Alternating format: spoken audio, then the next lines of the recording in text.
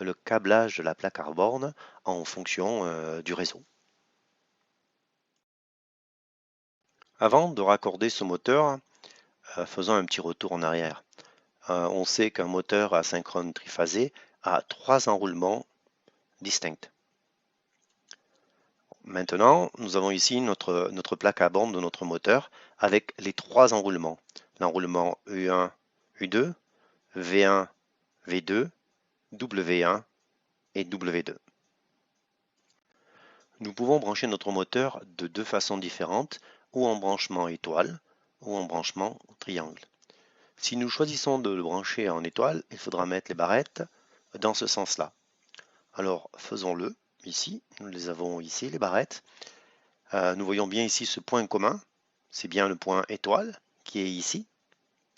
Par contre, le courant qui est parcouru dans chaque enroulement sera égal à U, c'est-à-dire la tension de 400 volts, divisé par racine carrée de 3, ce qui donne à peu près 230 volts. Chaque enroulement sera parcouru par un courant équivalent à 230 volts. Voilà. Maintenant, si nous le branchons en triangle, il faut mettre les barrettes dans ce sens-là.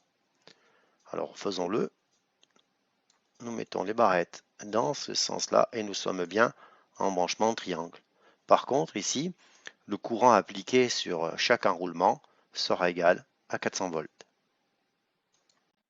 Maintenant, revenons à notre moteur.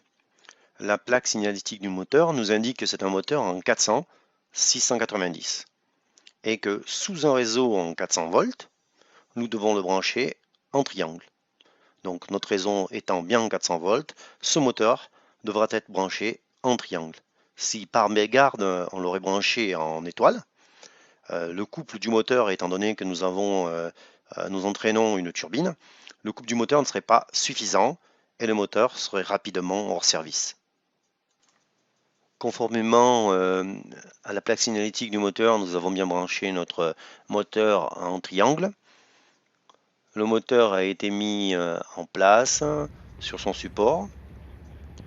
La poulie moteur et les courroies ont été mis en place. On a changé le disjoncteur moteur car ici on n'a pas de contacteur puisque c'est un variateur de vitesse qui fait démarrer le moteur. Par contre, il faut resserrer toutes les connexions. Ensuite, il faut vérifier le sens de rotation.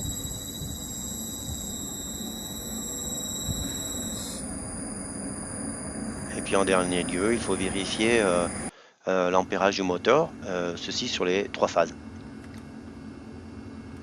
Voilà, cette petite vidéo est terminée. J'espère qu'elle vous rendra service.